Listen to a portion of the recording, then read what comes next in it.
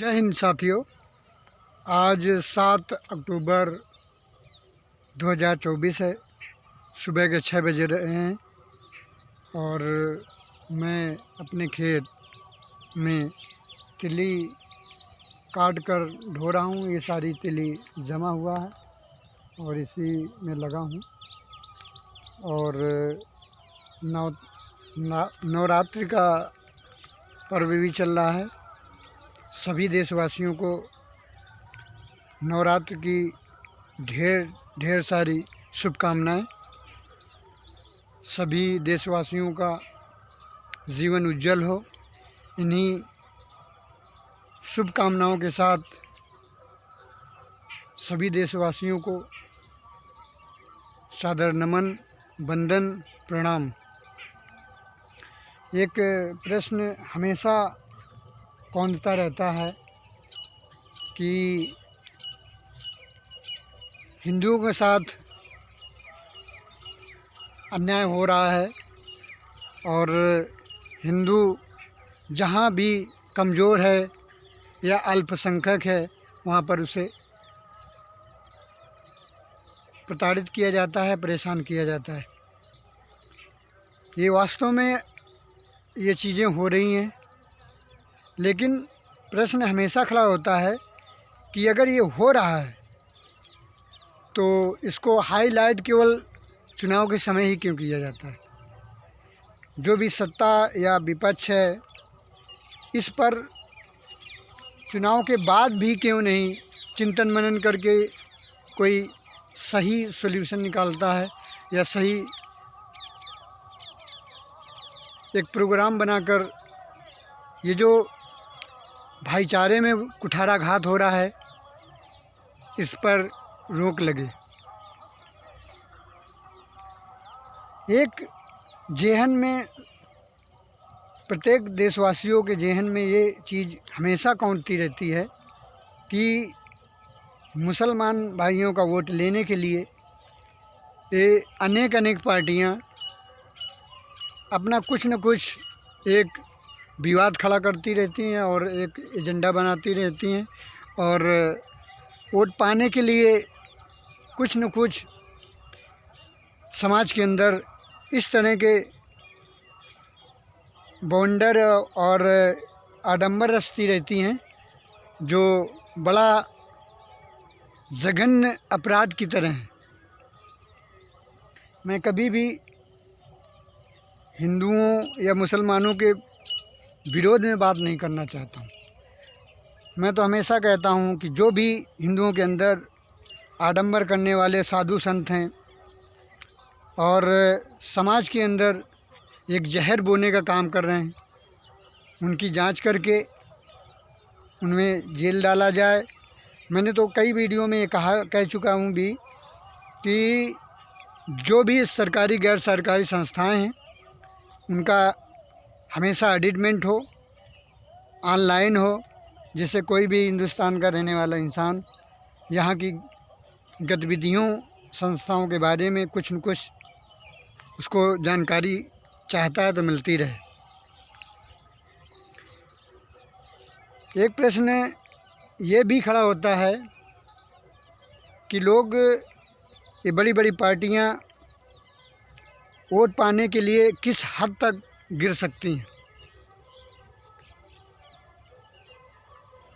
सभी पार्टियां, सभी देशवासी, आप लोग सब जानते हैं कि पाकिस्तान में कितने हिंदू रहे और कितने बचे,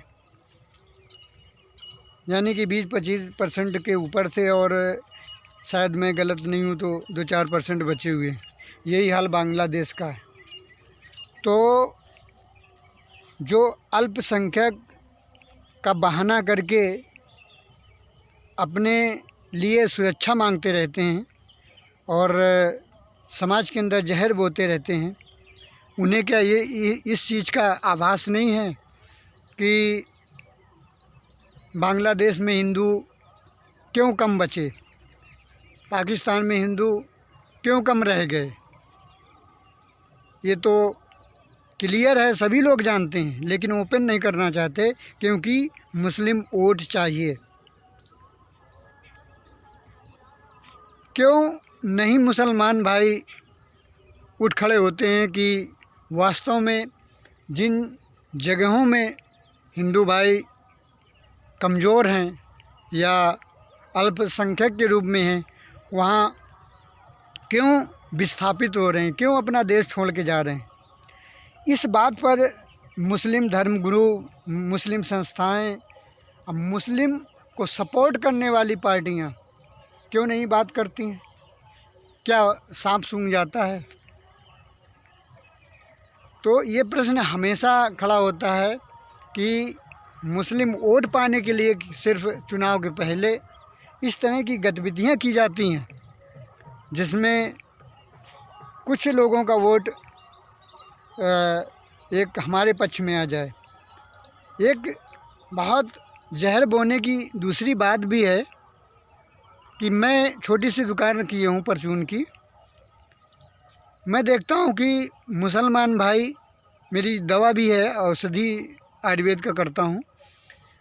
मुसलमान भाई ना पतंजलि वालों की एक दवा खाते हैं, ना उनका बिस्कुट खाते हैं, ना उनका वो नमकीन खाते हैं। ये देश के अंदर कौन से लोग हैं, कौन से धर्मगुरु लोग हैं जो एक छोटे छोटे बच्चों के अंदर एक ऐसा जहर बो के रखा है कि आप पतंजलि का प्रोडक्ट नहीं लेना, इसमें हमारे धर्म का एक सत्यानाश हो रहा है या धर्म के साथ अनर्थ हो रहा है, पाप हो रहा है। और इस तरह का जहर बो के छोटे छोटे बच्चों के अंदर, जहन के अंदर डाल दिया गया है कि पतंजलि का प्रोडक्ट नहीं लेना। मैं पतंजलि के प्रोडक्ट की पारदर्शिता नहीं करना चाहता हूँ। पतंजलि अगर गलत है तो गलत है। अगर कोई वो पारदर्शी ढंग से और एक बेहतरीन चीज़ नहीं बना पाती है तो मैं उसका विरोध करूँगा, मेरा कोई उसको सपोर्ट नहीं है। लेकिन बच्चों के अंदर, नवयुवकों के अंदर, भावी भविष्य के अंदर ये किस तरह का जहर बोया जाता है, ये बहुत गंभीर प्रश्न है।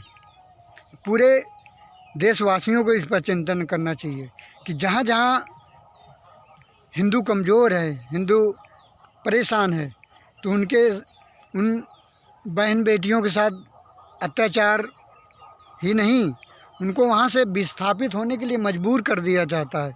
उनकी माँ बहनों के साथ जो एक जघन्य अपराध किया जाता है, इस पर दूसरा कोई नहीं, ये मुस्लिम जो भाई हैं इनको चिंतन करना चाहिए ना। वैसे तो आप बहुत आगे आगे बातें करते हो, लेकिन इस तरह की जो देश के अंदर गतिविधियाँ हुई उसके बारे में आप जनता को नहीं बताना चाहते हो, समाज को वो नहीं करना चाहते हो, अच्छा बनाने नहीं के लिए सोचते हो। मैं तो हमेशा हिंदुओं के अंदर कोई है गलत करता है तो उसको हम विरोध करते हैं, करते रहेंगे। लेकिन एक पक्षपात के रूप में, एक वकील के रूप में ये कुछ जात के लोग ऐसा क्यों करते हैं कि जब उनके साथ कोई दूसरी जात का लोग अगर छोटा मोटा अगर गलत काम भी कर दिया तो वो एक हौ तौबा करके पूरे देश में प्रचारित करते हैं। और जब एक दूसरा संगठन के साथ दुराचार, अत्याचार होता है, उनको जीने के लिए मजबूर कर दिया जाता है, तो इस देश की बड़ी बड़ी संस्थाएं, बड़े बड़े धर्म के प्रेमी और बड़ी बड़ी पार्टियां क्यों कुछ आगे नहीं बोलती हैं? तो ये हमेशा प्रश्न खड़ा रहेगा कि आज जिस तरह विश्व के अंदर सभी धर्म के लोग, सभी जातियों के लोग अपने समाज के लिए बहुत कुछ आगे करना चाहती हैं, वो स्वतंत्रता है। और यहाँ भी स्वतंत्रता होना चाहिए कि यहाँ पर जो समाज विकसित है, हमारे देश के अंदर जो समाज की खूबसूरती है, सभ्यता है, संस्कृति है, इसमें अगर कोई कुठाराघात करता है, कोई गलत काम करता है तो उस पर धर्म गुरुओं को चिंता करने की आवश्यकता है और करना चाहिए।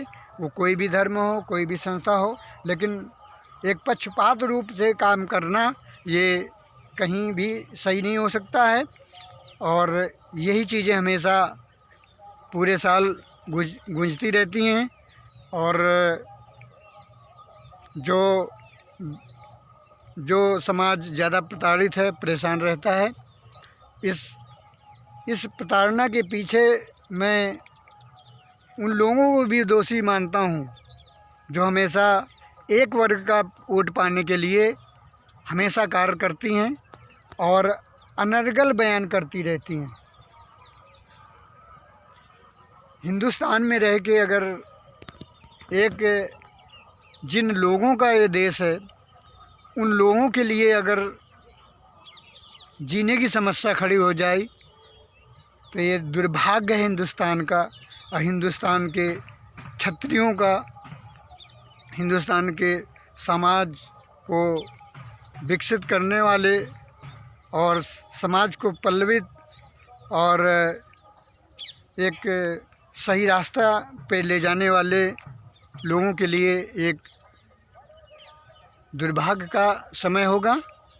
और मैं चाहता हूँ कि इसमें जिनके ऊपर प्रश्न उठते हैं उन धर्मगुरुओं, उन जातियों, उन लोगों को खड़ा होना चाहिए कि ऐसा क्यों हो रहा है।